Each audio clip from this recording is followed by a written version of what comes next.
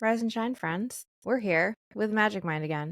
I've been taking it for about 3 weeks now, and there's a huge difference. I've got so much going on. I've got the move, I have the podcast, I have training a high energy dog, I have packing for the house, I've got all sorts of things. I have the second podcast that's getting launched.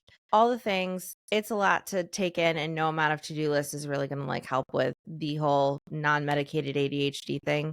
And this, again, it's not a cure-all, but it does do the trick on just kind of taking that edge off. So I feel like I can function through the day.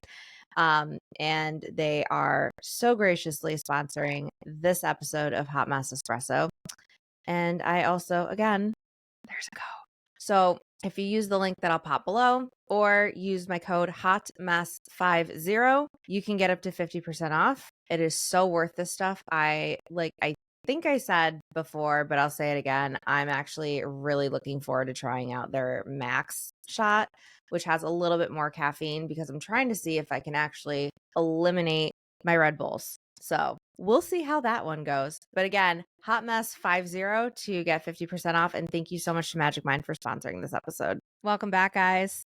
There are so many buzzwords going around social media these days: ethical non-monogamy, polyamory, polygamy, open relationships. What are they? What aren't they? We're going to find out today. We have Dr. Joli Hamilton on the pod today. Hello. Hello, Heather. It's good to be here. It's so good to have you. Also, I love your lipstick. Thank you. It's my favorite shade. What My is it? absolute favorite shade. It's from Thrive Cosmetics, and they've changed the name twice, but it's the plum mauve. It's my favorite. I love a good mauve. But what I didn't mention on that intro was you're also a depth psychologist. I am.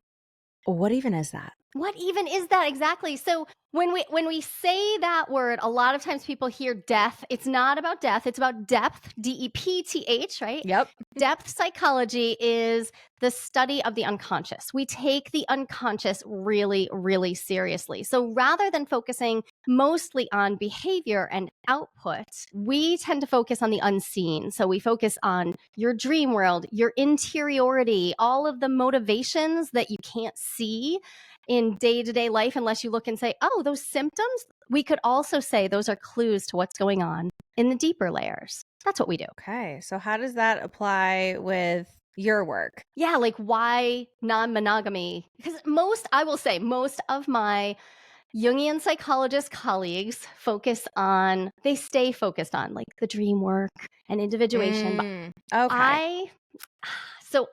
When I was getting my PhD, jealousy came banging at my door. There's a longer story here, but suffice it to say, jealousy came banging on my door through my own experience of non-monogamy. And when I was trying to choose my doctoral research, I kept trying to choose anything but jealousy. And jealousy just came back over and over again, kept finding its way into my papers. And I'm like, okay, I'm going to have to study this. And the natural course of things led me to study jealousy. And that made my own experience of non-monogamy quite different. And as that was happening, I was working with people on relationship growth, and it became this obvious intersection where non-monogamy cracks us open. Like trying to do something that has you swimming upstream while also exposing yourself to entirely new experiences, feeling like you don't have the community that you used to have. All the meanwhile, like dealing with your own past, your history, your trauma history, your relational history, all that, it cracks you open. So non-monogamy to me is an obvious place to explore what a Jungian psychologist would call individuation. The individuation process is becoming yourself more and more over time. Non-monogamy isn't the only way a person can individuate, Right. but non-monogamy kind of requires that you get closer to who you actually are. Otherwise, you're just jumping out of one box of monogamy and into a new box. And that's not what most people want. They actually want the freedom of, what am I creating? What's mine? What am I making of this relationship? Yeah. Well, I think what a lot of us know about polyamory and non-monogamy as a whole is, and I know this probably is going to make you twitch, but TLC with like Sister Wives and, all of those spin-off shows from that. And that's polygamy, which is different than polyamory. And we'll get into that.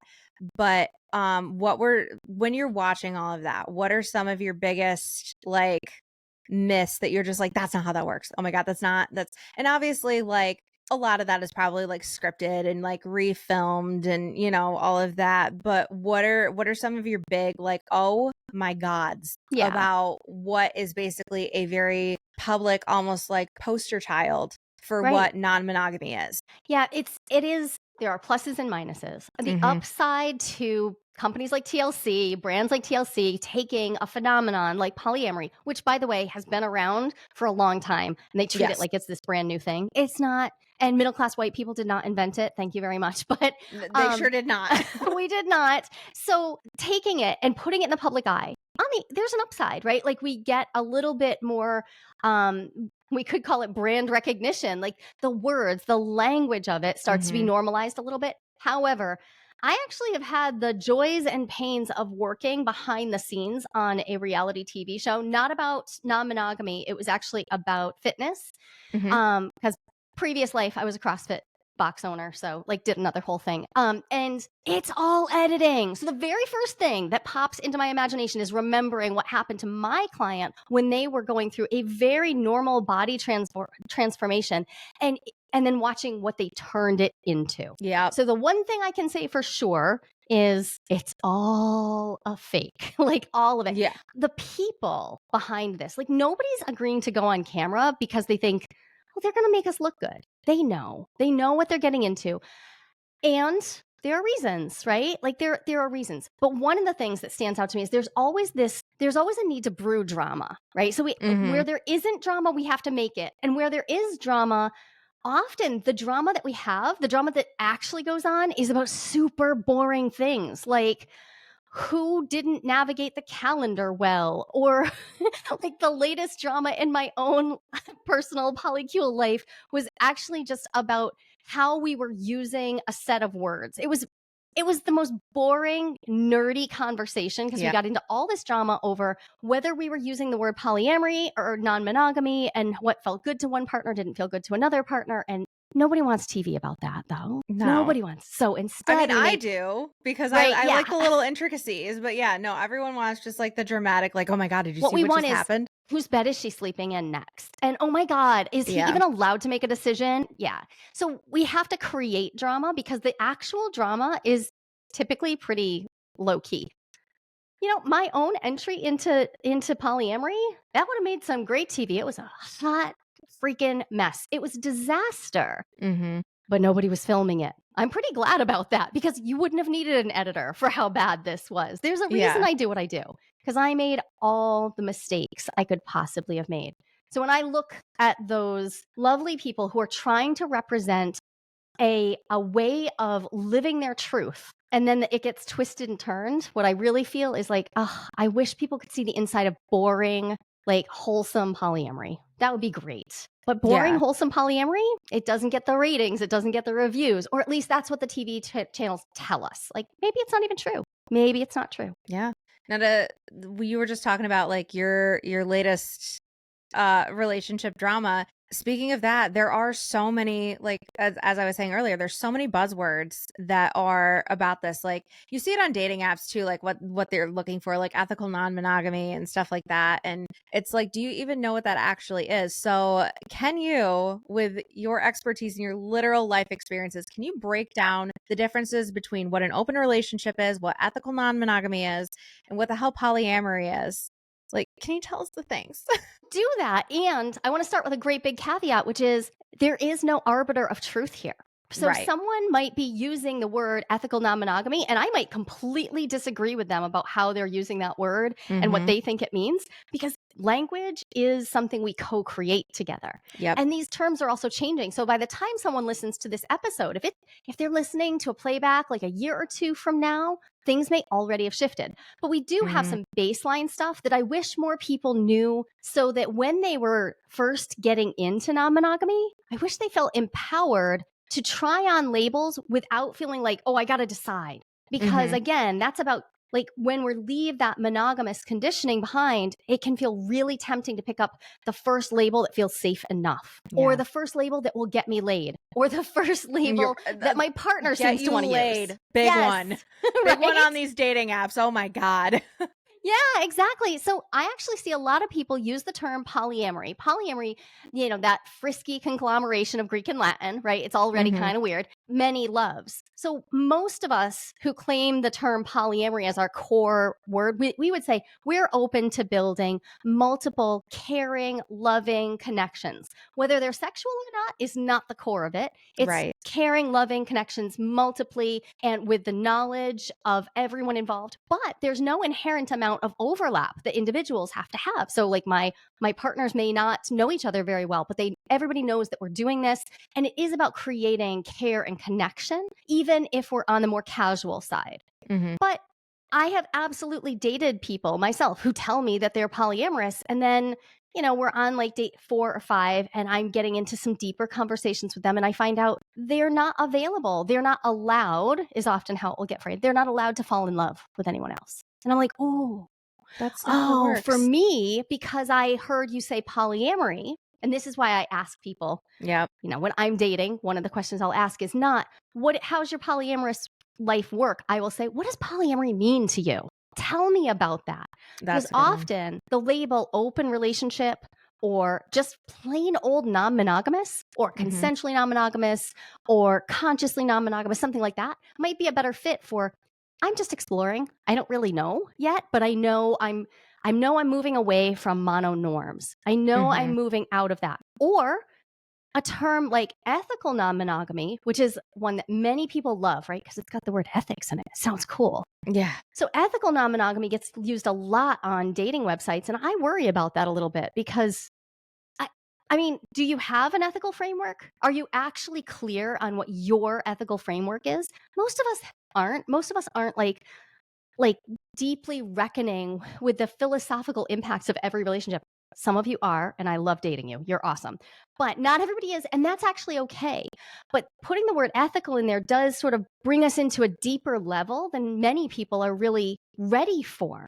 So I Mhm. like to back out. I think one of the best starter terms is consensual non monogamy, just because it does center consent, which means I need to be clearly articulating to everyone I'm relating with what I'm doing. What is it Right. I'm doing? What am I available for? And what are my expectations? So I think that's a great place to start. But a lot of people, open relationship feels also a little bit more casual and can feel good.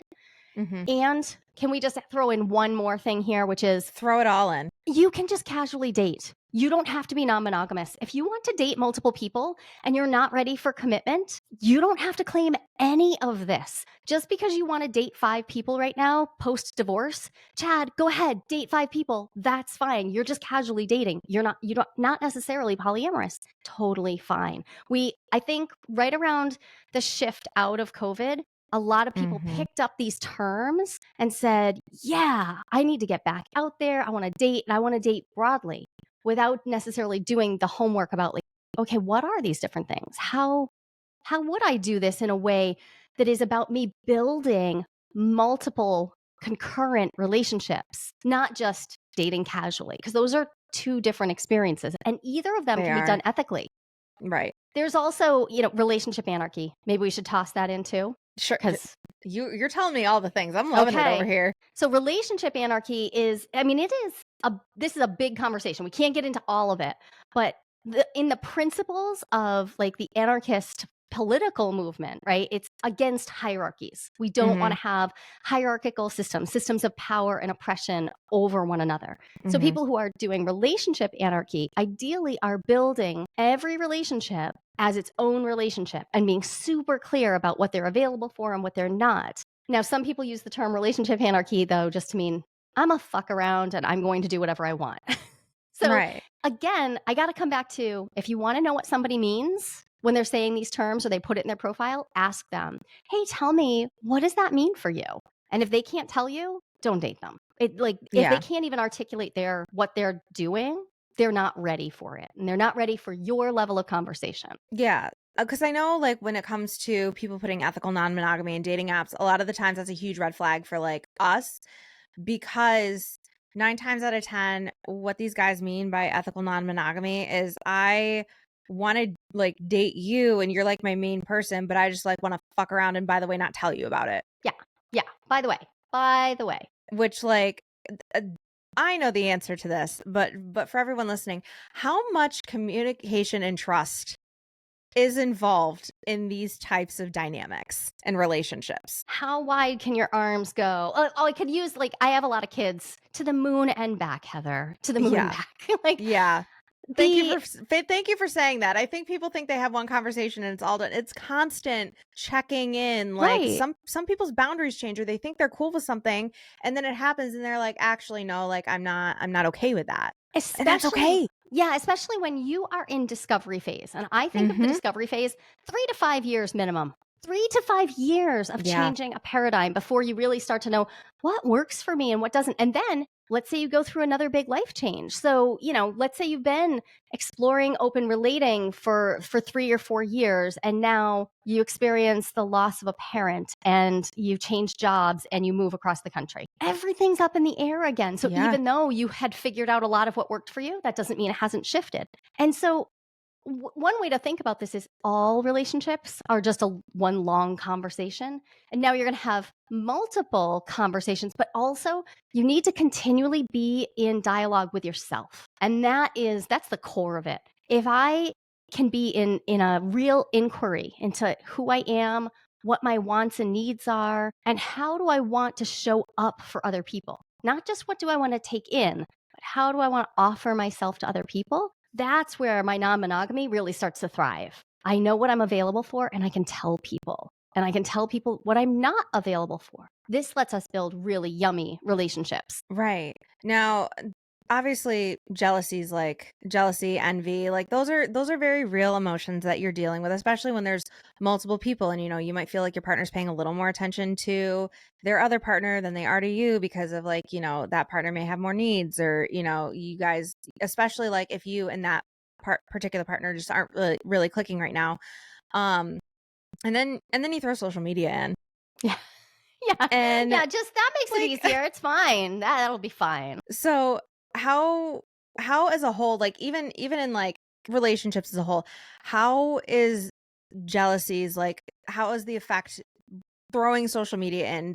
How does all of that, how is it worse now? Like we all know it is worse, but how is it Yeah. making it worse? Well, I study jealousy qualitatively. So I'm always asking Mhm. people about their lived experience of jealousy. Mhm. So I'm not just bean counting. I'm not just saying, like, how many times is someone experiencing envy or jealousy? I'm looking at, what does it feel like? Like, what's it doing to your body? What happens? What's happening in your relationships when you're feeling jealousy? Social media, essentially, the way I like to think of it is your phone is this other autonomous being that you're interacting with, right? And Mhm.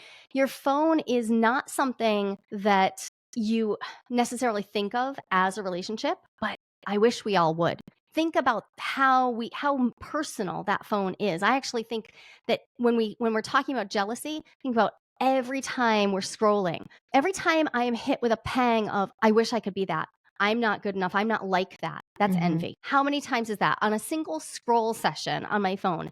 How many times am I panged with, yeah, I wish I were that. I wish I were that. I wish I Yep. had that.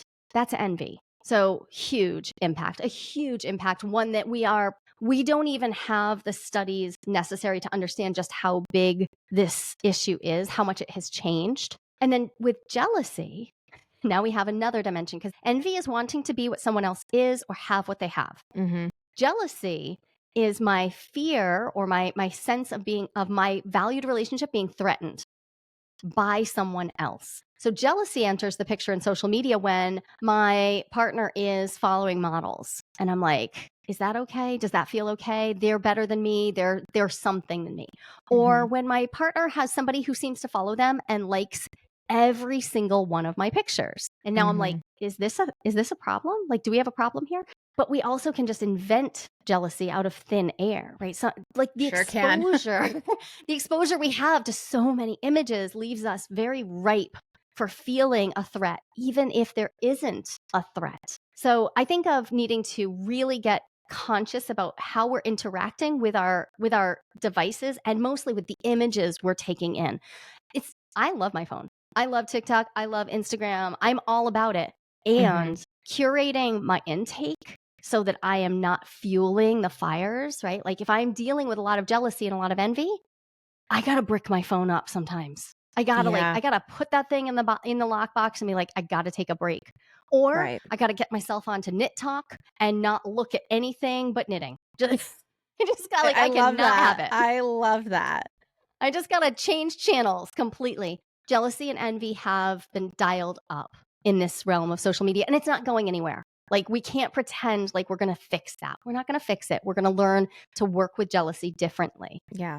Now I know that there's all kinds of different dynamics, for lack of a better term, when it comes to polyamory and stuff. But I think what a lot of people believe is there's like one main partner and then like side partners. Is that accurate? Is that inaccurate? Is that a very gray area? So it's like a yes and no question. How does that work? So it is often what people imagine that they'll build, right? So if you're Mm-hmm. currently in an intact monogamous partnership Mm-hmm. and you go to open up, a lot of times the very first thing that gets said and then gets repeated a lot over the first couple years is this person will always come first. This person, and often we'll hear language like they're my primary or they're my person. They are my ride or die. Like we're going to protect the couple at all costs. Mm-hmm. And so from there, other partners often get treated as accessories or called secondaries. And, Mm-hmm. does this happen? Yeah. Do some people actually like it? Yeah. And often it takes some real untangling of like, what are we actually doing here? Is this actually what I set out to do? Or am I actually living monogamously plus? I think of it as, I call it creative monogamy. I'm fine with people doing creative monogamy. But Mm-hmm. I think we should get super clear. If you are prioritizing and privileging couplehood at every turn, if that is your priority, then call it out and tell other people so that they can opt in or out depending. And a lot of people don't want to. They want to present a picture of I'm polyamorous. I'm available. I can be caring and loving, but also they've made a promise to only have one really special person. And this Yeah. isn't fair. Like, now we have to get into what does consent actually mean? Consent is about being able to be informed about what you're actually getting into. When I entered my first triad, I was fully like moved in with them before the word secondary was tossed out. And I was like, Oh. oh, wait, what? I did not sign up. I am a double Leo. I did not sign up to be Yeah, a no, you secondary. didn't. No, No, you I didn't. did not. No. And I didn't know this language. Like, we didn't even really know the language. This is 16 years ago. Did not Mm-hmm. know the language that we needed, but I knew that hit my gut. I knew that it wasn't okay for me. So this picture of there'll be one primary person, then other accessory people, maybe, but think really carefully about, is that still going to feel good if one of these so-called accessory people or secondaries, if you've been with them for a year or 3 or 5 or 25, like, are we building relationships or not? Now, so some people will actually then shift gears and realize, oh, I'm not available for multiple deep caring relationships. I'm actually really more inclined to polysexuality. Again, totally fine. We can Exactly. do that. Have this conversation. If I meet somebody and they're like, yep, I am available for sexual connection. I'm available for, like, I could text once or twice a week. And, I'm not really available to build a life with anyone. This girl over here with 7 grown children and a life and a business to run is going to say, sure, that sounds great. You're hot. I want to sleep Right. with you. I love that for Yeah. us. Let's do that. Okay. But I'm also going to protect my heart a little bit. Like, I'm not going to start allowing myself to imagine life building with them. I'm not Mm-hmm. going to allow myself to engage in the same kind of like level of communication that I would do. I'm going to put some limits on my own behavior so that I can actually exist with this person the way that they're available to relate. And this is the real work. This is why it's individuation work.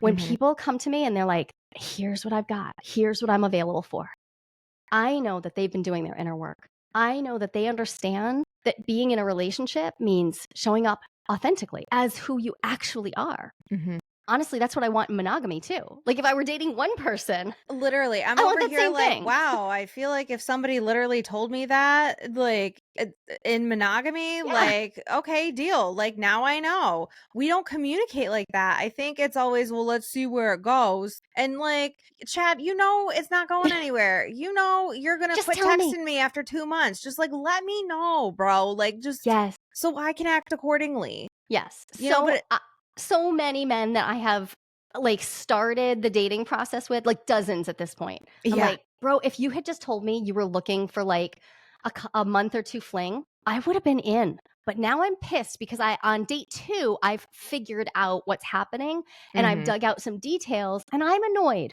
I'm frustrated because you're not actually available for the things you say you are. Mhm. And it's already becoming apparent. And so it gets tricky, right? Because as a person who's dating and monogamously too, like I want to put myself out there wholeheartedly. I want to be Exactly. available and I want to like really call in what I actually want.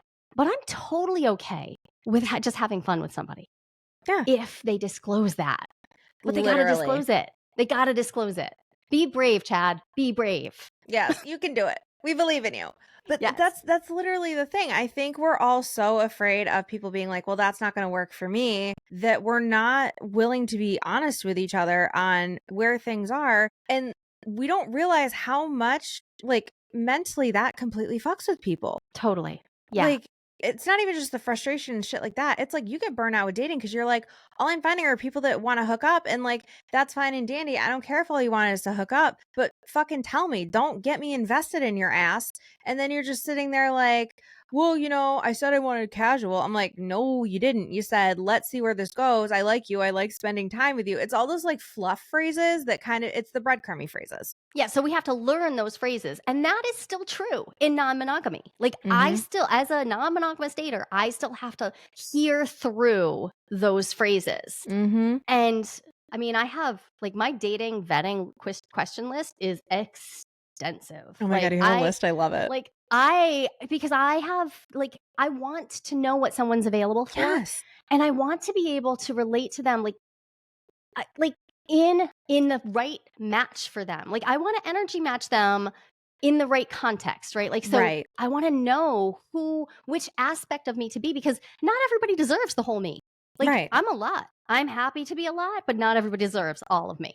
Mm-hmm. And when we're dating non-monogamously, there can be a few assumptions that get made where like if somebody uses the phrase polyamory, all of a sudden we're imagining like, okay, they want to build a polycule and like they want to do basically family building together, like whether that's with children or just more adults. Like we want to like build a community together. No, Mm-hmm. not everybody means that. Like I've had Right. just in the last 2 years, I've had 3 different people who partnered with me swearing that they were polyamorous. And as we dug through, and I'm asking like, and I take my time. I do not like rush people through this. I'm not in an interview on a date. But Mm-hmm. over the course of a couple months, we realized they are not actually available for that. And they didn't even know that they weren't. So, part of it is just being in the discovery process. Like Mm-hmm. we're all in Earth School together, right? So Yep.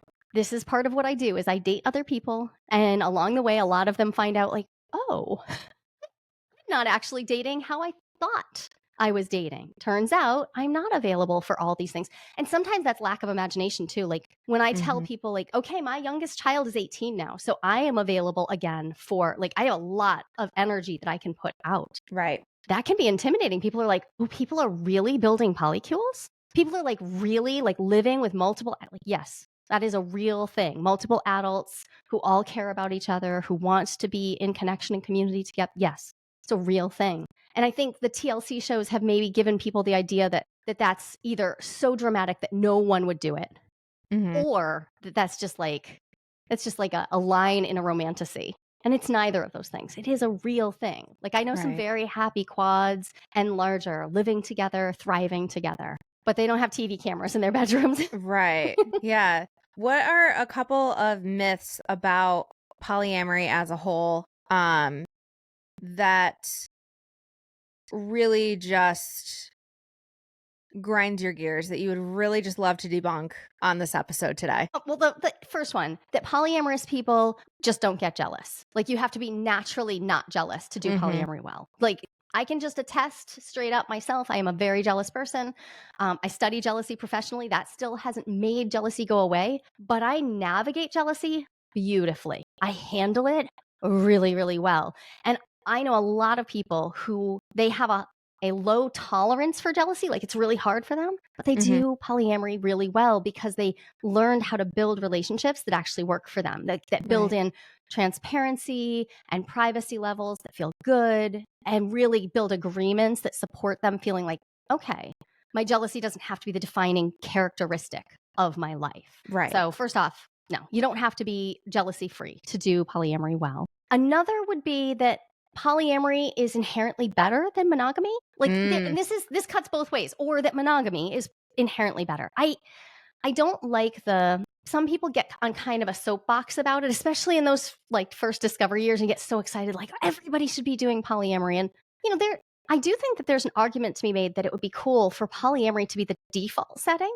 Like I assume all my kids are queer until they tell me they're straight, because there's just a lot more queer options. So I just assume. And I assume people are polyamorous until they tell me they're not. No, not really, because mono conditioning is so everything we're living in. But polyamory isn't inherently better than monogamy. There are lots of ways to do it badly. And getting on a soapbox and pretending like it is inherently better just divides us more. Like everything that we've talked about right here, like it's very obvious that our dating experience isn't that drastically different, even though we're dating in very different pools.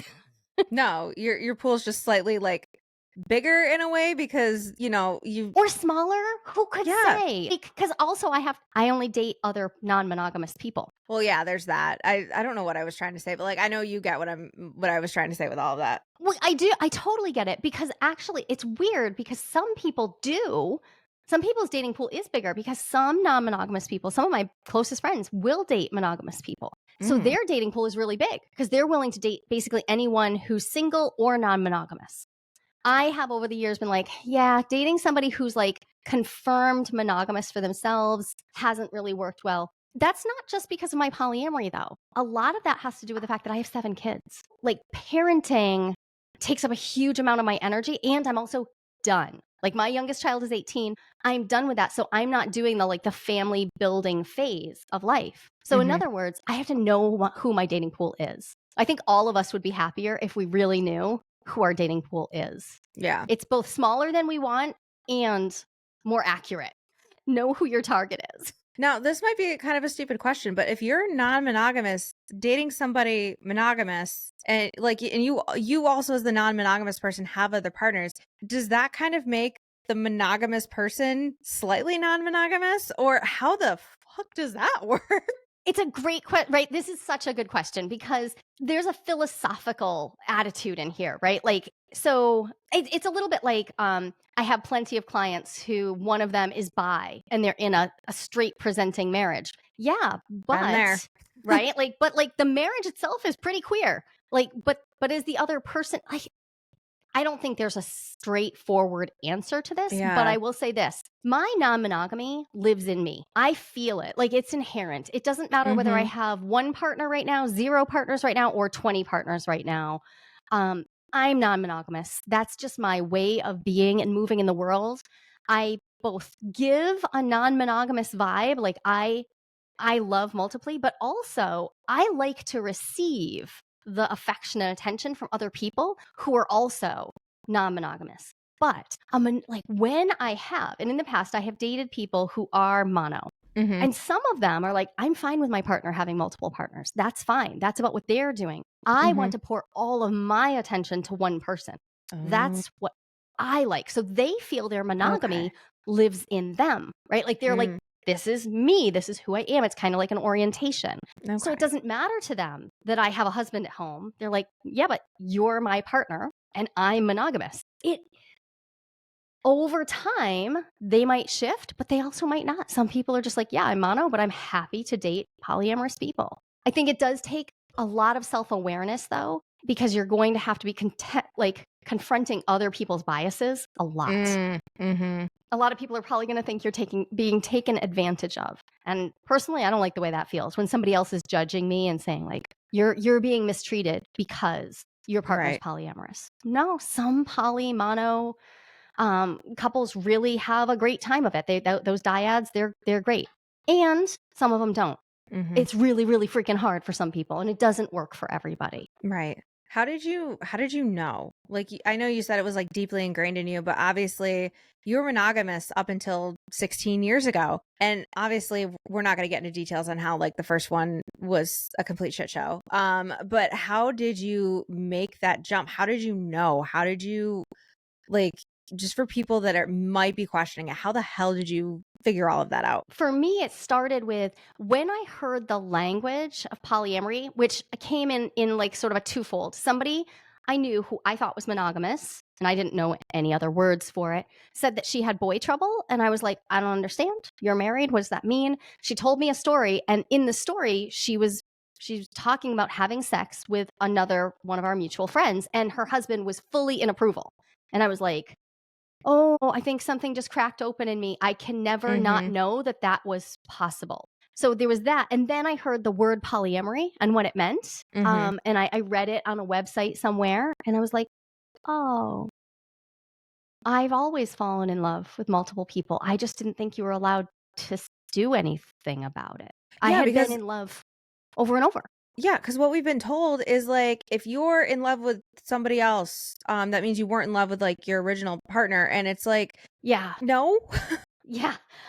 I mean, I'm in love with 2 people right now. I promise it's possible. Also, I have a lot of children. I love all of them. Like when I gave birth to my second child, I actually looked down at him and said to the midwife, like, oh my gosh, I get to fall in love again.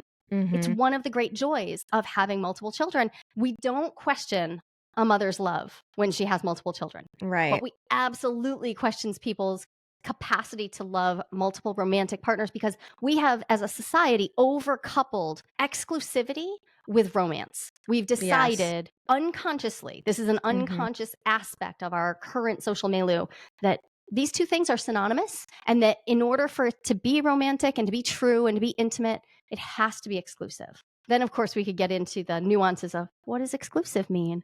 Where are the lines? Because it's not, there isn't some external set of rules actually. But for me, I knew when I heard those stories, something had like a part of myself had come online. So I think about like, if you've ever heard anything about like parts theory or like, oh, I have all these different parts of me. Yeah. So it was like it was the Polly Pocket part of me came online and was like, oh, we could have multiple outfits. She was very, very excited. Right. And that never went away. But I had a lot of reflecting to do. It's not like everything just like shifted over and I was just magically polyamorous from there. It takes many years to really wrestle with like, what does this mean for me? And it would have been completely possible for it to mean not much. It's possible that if I go back to that time, and I've seen this happen with clients who they hear about this, they're super excited, they do some exploring, they start doing the learning. And sometimes what they learn is, I have the capacity to be polyamorous, and I'm going to choose to be consciously monogamous because the relationship that I have or the relationship I just built, yeah, that's what it requires. And I'm here for that. And so there's another term we could enter, which is ambiamorous. And that's a person who could be happy either polyamorous or monogamous. And they're like, yeah, I could go either way. Yeah. Ambiamorous. Ambiamorous. Okay, I'm writing that down. Just to kind of wrap a little bit, if somebody is thinking they might want to dive into this, obviously, like it's not a fetish. Like, I hate that it's fetishized. Like, it is a literal, there are real people and it is a real lifestyle involved. But for somebody that wants to explore polyamory, what are some do's, and better yet, what are some absolutely the nots? Yeah. Well, actually, one of my first fuck nots might hurt some people's feelings. So I'm going to start with it. Okay. Don't explore non-monogamy. And I don't mean don't cheat. Obviously, don't cheat. Duh. Come on. Let's just be real. Don't lie. Don't cheat. But don't start down a road of many months turning into years of deciding I'm going to learn all about non-monogamy. And when I understand it all, then I'll tell my partner. Don't do it. Don't do it. Yeah, I have seen people wait literal decades, actual decades of listening to all the podcasts, reading all the books, even going so far as to go to conferences and, not behaving polyamorously, but immersing themselves in the culture of polyamory before they've ever told their existing partner. When you finally tell them, they are going to need an extended period of time. And the longer you kept from them this way of thinking, imagine it's not just that they're going to need that same amount of time. They may need double, because now they also are going to be dealing with, wait, you've been thinking this the whole time and not sharing. And Their so now it entire feels life like you blew were, up. yeah. So as you're starting to consider this, really encourage people. And I have a whole conversation. It's called the easy conversation. Bring your partner into a discussion about this, an exploration, not a jumping in. Do not get on dating sites immediately. Don't do that. Do not immediately call your best friend and have a threesome. Don't do that. God, especially not the best friend. Right? Like these are things that happen all the time, but I really strongly recommend no. There are lots of awesome ways to have your first threesome. Don't accidentally screw your best friend. Because the first time you're going to make mistakes. So like we don't want to mess up a friendship. But as you're doing this discovery, I mean, somebody's going to be the initiating energy. Somebody's going to be the receiving energy. It's very rare that a couple comes in and they're like, we just both magically woke up Saturday and said, hey, do you want to talk about polyamory? I have heard that twice. I have heard stories of basically synchronicity and like, boom, it just happened. Right. But both of those times were also an outside inspiration. Like they were watching a movie or they were seeing their friends and they're like, oh, click. I think that's for us. Most of the time, there's an initiator. If you're the initiator, if you're the curious one, if you're listening to this podcast and you're like, I think this might be how I'm wired.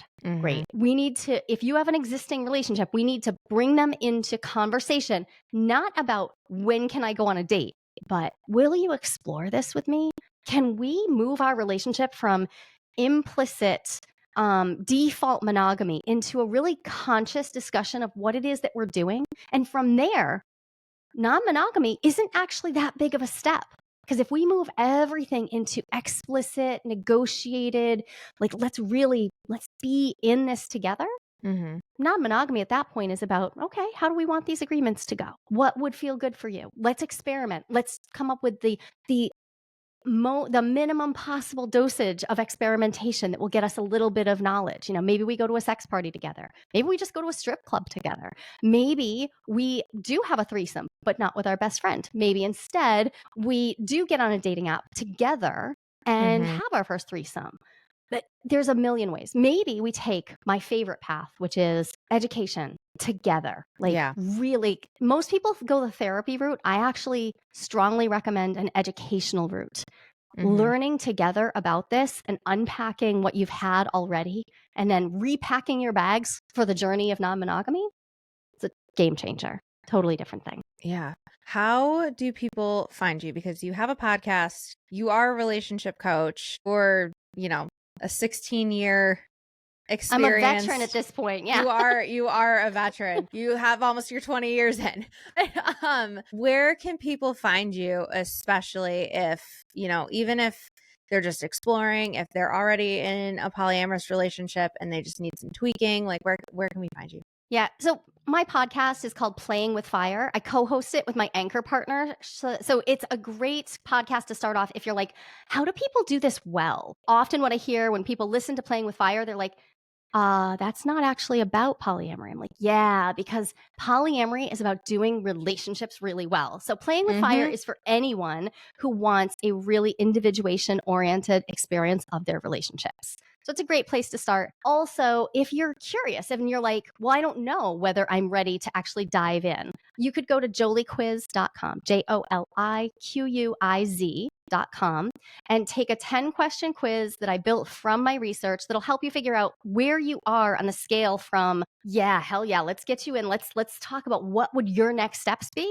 Or there's a big spectrum here all the way over to, oh, no, hang on. There's a lot of foundations that need to be built. Yeah. So joliquiz.com is the easiest place. And from there, you can find out how to connect with me to learn about the 5 pillars of successful non-monogamy and getting community support, because it's really all about getting yourself out of this total mono mindset and realizing there's a world of diverse options for you. Yeah. Absolutely. Well, Joli, thank you so much. We absolutely need to have you back. I feel like we didn't even remotely scratch the surface. There's so much we can talk about. We didn't even get to desire. Yeah, there's so much. We really need to have you back and really dive into words are hard. Words The are hard. the it, idiosyncrasies of Yes, that's this. it. Yeah. Yeah. I was like Yeah. intricacies, like that's not a word. Like, it's I fine. think there are so many nuances to how Yes. you can do this and how you can do it well. And like, yeah, we didn't even talk about how desire mismatch is the way most people find themselves here. Most people find they're like, some itch isn't being scratched. What Mhm. do I do now? Yeah. And also, what if I'm single and I want to do non-monogamy? Like, what about us single people who are like, yeah, you absolutely can do really great non-monogamy from a solo position. Yeah, no, we absolutely have to have you back for a part 2, and just really dive in even more Love it. because I cannot wait to have you back already. Like we're not even done wrapping, and I'm like I can't wait to have you back. But yeah, Julie, thank you again so much. Thank you, Heather. This was great. You asked such fantastic questions.